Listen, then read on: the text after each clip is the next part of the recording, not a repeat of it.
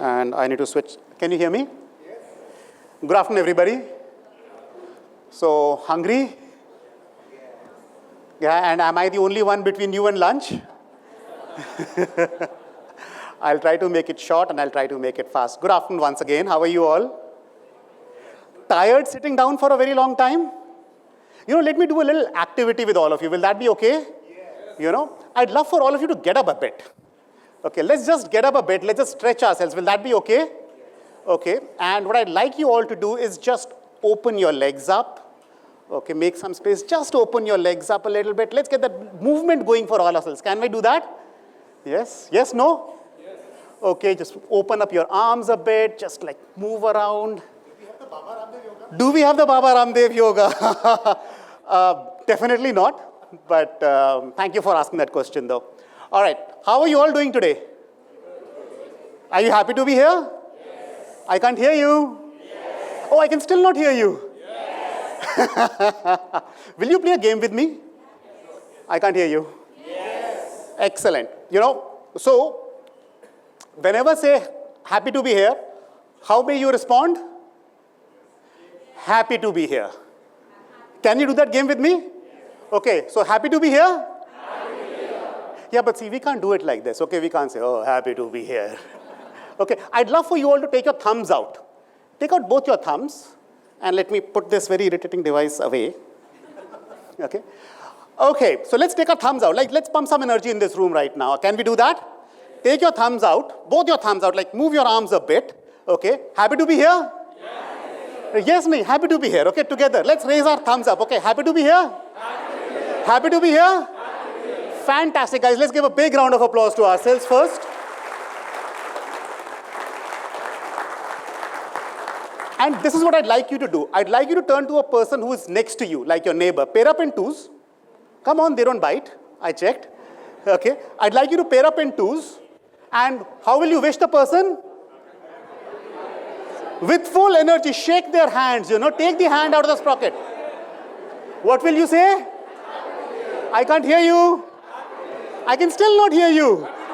Awesome, guys. Let's give a big round of applause to ourselves.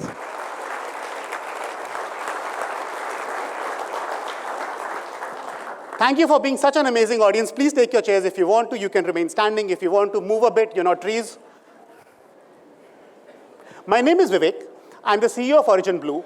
And over the last decade, we've been working with organizations to help them plant the seeds of growth culture in their organizations, right? Today, what I want to share with you is why is this growth culture important today? And how can you, as leaders of talent, as guardians of the consciousness of culture, enable growth culture in your organization, right?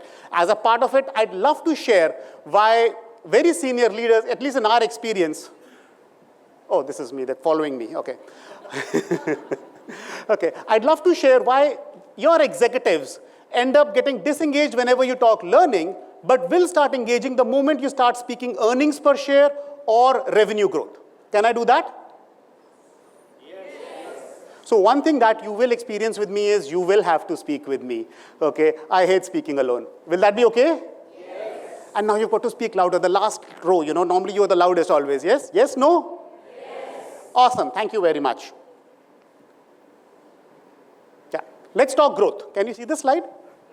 Okay, let's talk growth. And I'm sure all of you know this, given the business foundations that you're on. Growth is driven either organically or inorganically, correct? You lay the foundations of newer businesses. These businesses scale up to a certain extent, and you can divest them, list them publicly, do that fantastic valuation growth, do that fantastic revenue growth, etc. from organizations, right? The second is inorganic. You acquire a company, and then 1 + 1 becomes 11 in those cases. You cross-sell, you upsell, you build a much larger pool of growth for yourself. There's a third lever that starts coming in when it comes to growth. Shall I share that with you?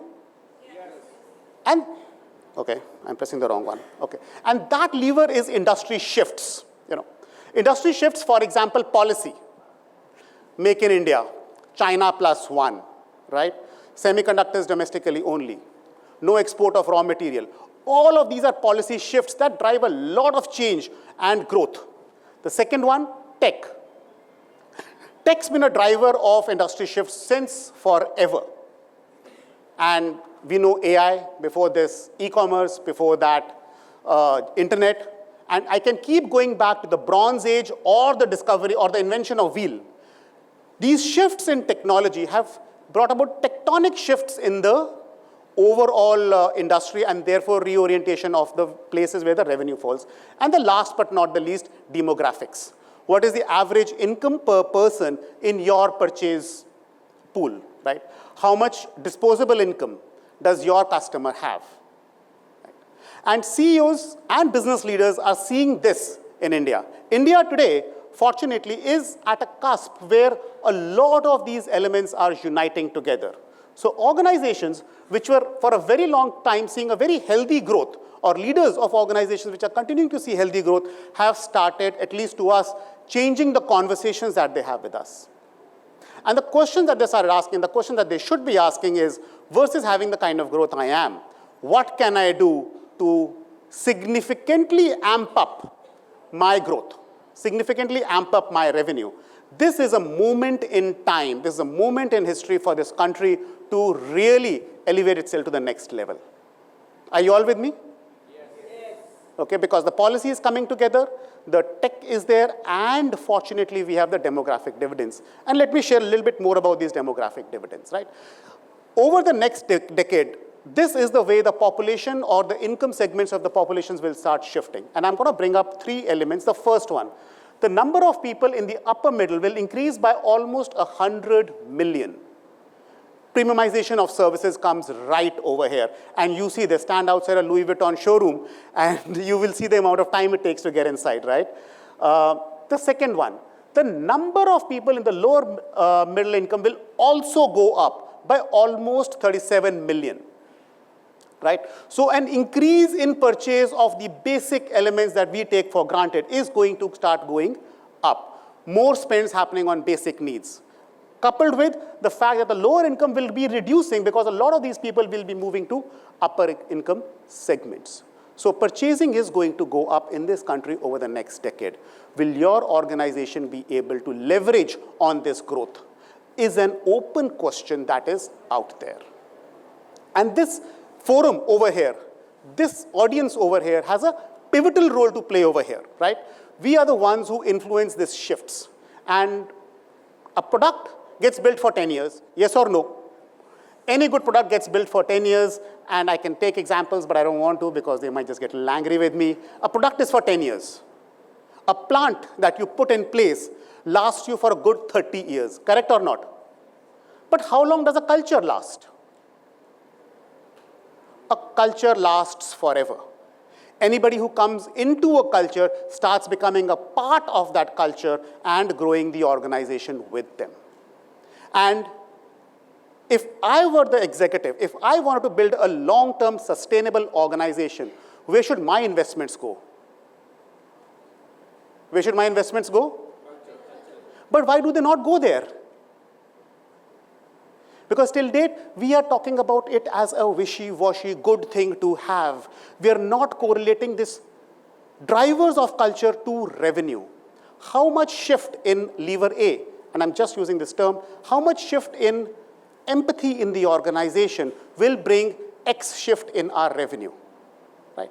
What experiments do we want to play with our culture today? What data-driven experiments do we want to do with our elements of culture to see the correlation with our revenue or earnings per share or EBITDA, whatever is the core driver of the organization? Okay? And then the quiz. I'm going to ask you a couple of questions. Let me know if you agree with this. For a 5x culture growth, what may work? Will a 90-hour work week work? No? Yes? No? I got to hear a yes? No? Are you serious? Yes. No? All right.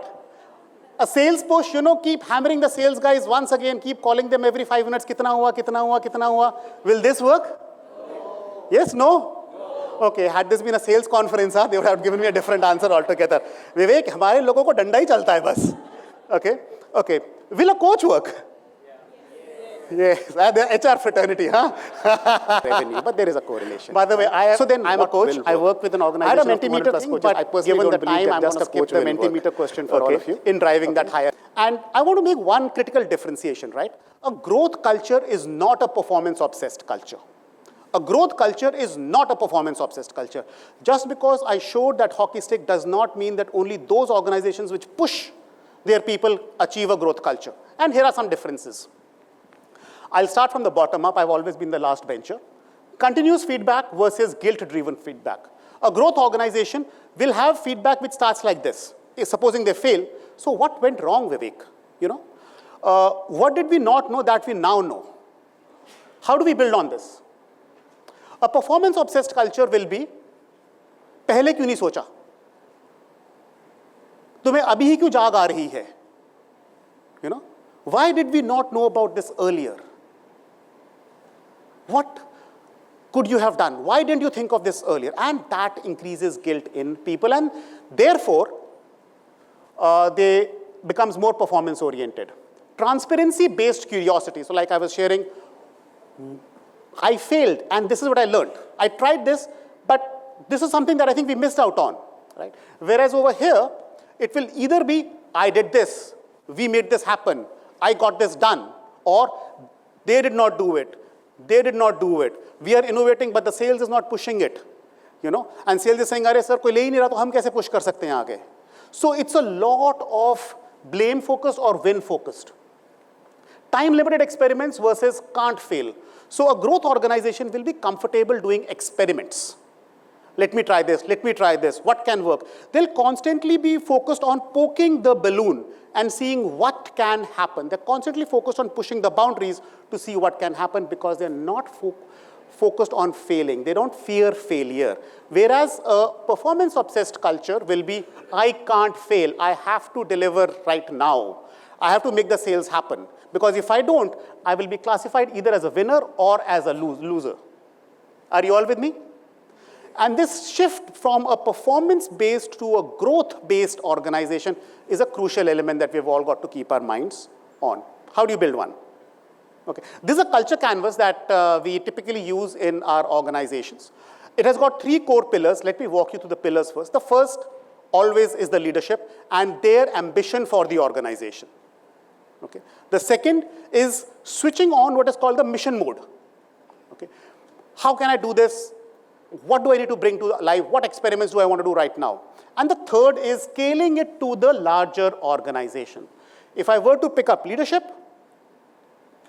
okay, starts with process sponsorship. Now, a lot of leadership is very oriented towards outcome sponsorship. You know, you tell them, you know, sir, 5 years down the line, 3x revenue kar denge. Yeah, very good. Let's do this. Okay. But the moment you focus on them to stay true to what is needed to get there one by one, laying the foundation and then the top and then the top, people lose patience. And that is where we've got to get a longer term buy-in with the leadership towards the process and not just the business outcome. Okay. The next one, identifying wicked problems. Wicked problems are problems that don't have easy answers. It's an amalgamation of 3 factors. Number 1, there is emotions involved. There are multiple options which are available. And the individual's influencing matters very significantly in which direction we can shift. So, wicked problems, right? Mission mode. Early stage innovation, late stage innovation. Early stage innovation, pre-revenue, product market fit. Am I sowing the seeds of intrapreneurship in my organization so that we can innovate on newer products, newer markets? And then, once I have them, am I funding them in a way that they can become late stage innovations which can continue scaling the market? Okay, and then, of course, scaling it up. Behavior shift blueprints for the organization that are built for India and are data enabled so that we are able to create a data loop starting from the very leadership on to the last feet on street on ground, and this continuously starts churning out as a culture. There are some tools we have seen work out very well for this one, and to unlock it, the first tool is with the leadership, an ability for them to be more governance and empowering oriented versus control oriented. So this shift from control to governance and empowering is a significant one, needs a lot of work on, right? We found coaching as one of the best ways to be able to bring this to life. The next one is Shark Tank styled innovations, not innovations for the sake of innovations, not just telling everybody, oh, all of us need to innovate, everybody has to innovate on their work, but innovations where people should ask for investments into their early stage innovations, innovations that directly tie into our portfolio of growth for the organization. And last but not the least, a behavior shift platform, not to be confused with a LMS platform. LMS platforms are typically once in lifetime or once in the stage of a certain quarter, year, and so on. But how do I remind my people every day that they've got to build this growth mindset within themselves? How do my people learn from their own people what needs to happen? How do I make it cool? How do I make it engaging? How do I make it Gen Z and the senior leadership oriented, right? So a shift in the platform strategy will always help. Very quickly, these are 3 tools we have identified which very easily help. An explore, exploit framework, we can talk about it later on during the breaks. The second one is a gamified innovation effort towards the organization. And last but not the least, Instagram-like feeds towards the behavior shifts we want the organizations to build. All of this encapsulated in what is called a growth brand. Build that growth brand, make this effort timeless, and allow your organization to thrive on it. I'm going to pause for this. I'd love to take questions, but I know you're all hungry right now. But we can always touch base during lunch. Okay, this is work that we've been enabling for some of the organizations. This one particular organization increased its asset base by 4x from wherever they were to around 17,000 crores through this particular journey. Another couple of organizations that continue doing this. Roast comedy shows become fantastic ways to drive home some very difficult messages that you want to drive around inclusiveness, around accountability, ownership at work, and all of these formats kind of come together towards one objective, helping an organization increase its revenue by enabling the right culture. Are you all with me? Yes. Are you all still awake? Yes. I am shocked. All right. But there is one ingredient which is missing over here. Do you know what ingredient is missing? There is one ingredient which is missing here. What is that ingredient? This room, we the people. Are you all with me? Yes. We can talk about this, but the person who has to unlock this, and this is from my favorite movie, okay, the person who has to unlock this are the ones who are in this room. You have to take this value to your organizations. You've got to talk to CEO in the language that resonates with them, whatever their strategic objectives are, and from there, what culture drivers do we enable? How do we drive this organization towards this higher growth? Would you be willing to do it? Yes. I can't hear you. Yes. Are you sure? Yes. I can still not hear you. Yes. Fantastic. Thank you very much. This is a journey that we enable for organizations with a team of approximately 200 coaches, a presence across the world, and with some marquee clients, digital platform, etc. We are partners with HR leaders who are ambitious for their organizations. Thank you very much. I am available outside. Love to talk.